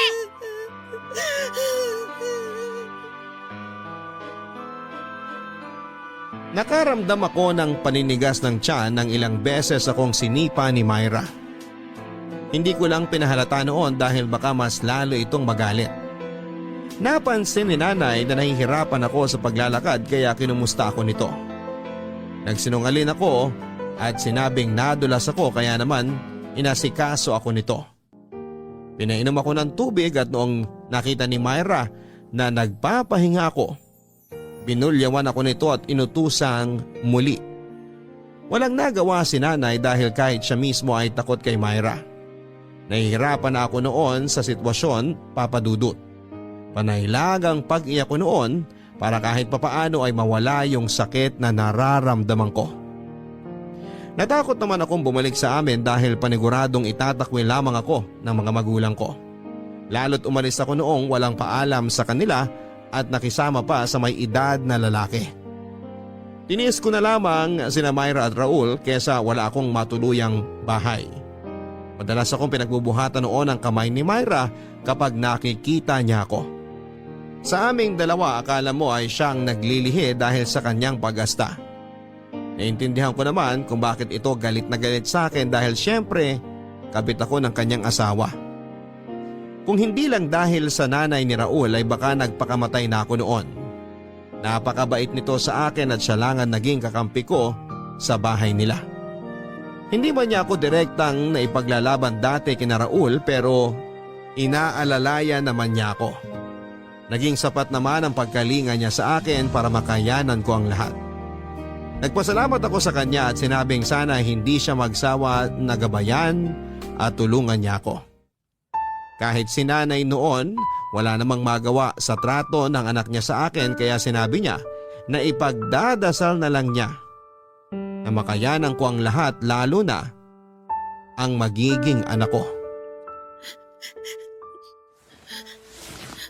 Jessa, alam ko gising ka pa. Alam kong umiiyak ka. Hindi po, Nay. Harapin mo nga akong bata ka. Ayos lang po ako, Nay. Nasamid lang po ako. Ayoko ng sinungaling, alam mo yan. May masakit ba sa'yo? Wala po. Ang tiyan mo. Baka naman may problema na naman sa tiyan mo at hindi mo na naman sinasabi sa akin. Wala po. Nasamid lang po talaga ako. Ang sinasamid, inuubo, hindi humihikbe. Magsabi ka sa akin ng totoo. Ay, sige lang. Iiyak mo lang habang wala yung mag-asawa. Makakagaan yan sa dibdib mo. Nahihirapan na po ako, Nanay. Alam ko. Hindi ko na po alam ang gagawin ko. Hindi ko na po alam kung saan ako lulugar. Kasi bawat sulok dito sa bahay, alam kong mali ako. Kung bakit naman kasi? Ay, kaya mo pa ba? Hindi ko po alam. May pera akong konti dyan. Pwede kitang ihatid sa terminal para makauwi ka na. Ayoko po, Nay. Kesa naman nandito ka at pinapahirapan ng mag-asawang yun. Alam mo namang wala akong magawa at tulad mo ipalamunin din ako dito. Hindi kita makampihan. Hindi ko sila masaway dahil tsak gulo na naman kung sakali. Naiintindihan ko naman po yung kalagayan nyo. Nay, hindi po kasi ako talaga pwedeng umuwi sa amin kasi pag nalaman nila yung totoo, baka hindi rin po nila ako tanggapin eh. Wala naman po akong matatakbuhang ibang tao. Paano ba to? Kung ako lang ang masusunod, ayaw kitang nandito dahil alam kong papahirapan ka lang dito. Yun lang eh, andito ka na. Ayaw mo namang umalis. Anong gusto mo mangyari? Magtitiis pa po ako. Baka kasi mag-iba yung trato nila sa akin pag tumagal. Baka mahalin din po nila, tanggapin nila ako. Mahalin at tanggapin? Malabo yan. Alam mo namang merong Myra. Mag-asawa sila ni Raul. Alam mo namang kung anong posisyon mo dito sa bahay. Baka kasi po, mahalin ako ulit ni Raul tulad po ng dati. Madadagdagan na naman tong sakit na nararamdaman mo sa sasabihin ko, Jessa, anak. Anak ko si Raul at ramdam ko siya. Alam kong ginamit ka lang niya para sa pangangailangan ng katawan niya, pero hindi ka niya mahal. Mahal po niya ako. Naramdaman ko naman po yun dati nung magkasama kami. Kailangan niyang iparamdam sa'yo na mahal ka niya para pumayag kang sipingan siya. Hindi po. Totoo po yung naramdaman niyang pagmamahal sa akin dati. Ganito na lang. Kung mahal ka niya, ikaw dapat ang pinili niya. Ikaw dapat ang nandito, wala si Myra. Ikaw dapat ang inaalagaan, hindi ikaw yung nag-aalaga. Tandaan mo yan. Pero Nay, wala na akong pwedeng ibang sabihin sa'yo. Ikaw na lang din ang kusang makakaalam niyan kapag natauhan ka na. Ihintayin ko yun. Alam kong matigas pa ang ulo mo dahil mahal mo pa ang anak ko. Pero pasasan ba't matatauhan ka rin?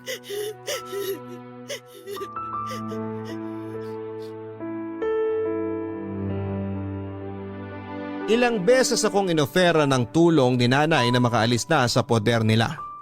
Ilang beses ko rin siyang tinanggihan dahil ayoko talagang umalis. Bukod sa wala naman talaga akong ibang mapupuntahan ay sobrang mahal ko pa kasi noon si Raul.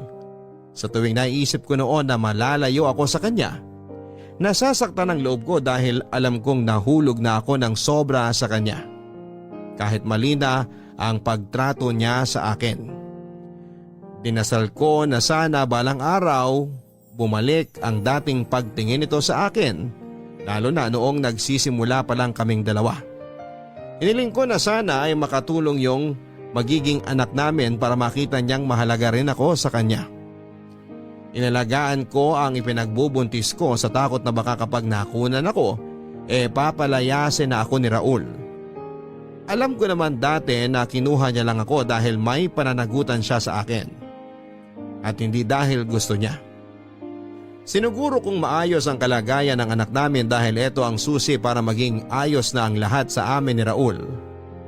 Papadudod para akong naging masamang ina dahil ginamit ko ang anak ko para mapalapit kay Raul. Barangay Love Stories. Barangay Love Stories. Ang mga Kapuso shows mapapanood at mapapakinggan din abroad via GMA Pinoy TV, GMA Live TV at GMA News TV channels. Para mag-subscribe, visit www.gmapinoytv.com. Follow us also at GMA Pinoy TV on Facebook, Twitter, Instagram, YouTube, Viber, and TikTok for the latest updates on Kapuso programs, artists, events, promos, and more. Salamat, Kapuso! Barangay Love Stories. Barangay Love Stories. Lumipas ang ilang pang buwan at nakapanganak na ako, Papa Dudut. Hindi may pinta ang saya ko noon ang makita at mahawakan ko ang aking anak. Nagpapasalamat ako sa Diyos dahil hindi naging mahirap ang pagluwal ko sa aking anak na lalaki. Nalungkot lamang ako dahil ni minsan ay hindi ako dinalaw ni Raul sa ospital. Si nanay lang ang umasikaso noon sa lahat mula nung tinakbo ako sa ospital hanggang sa makalabas.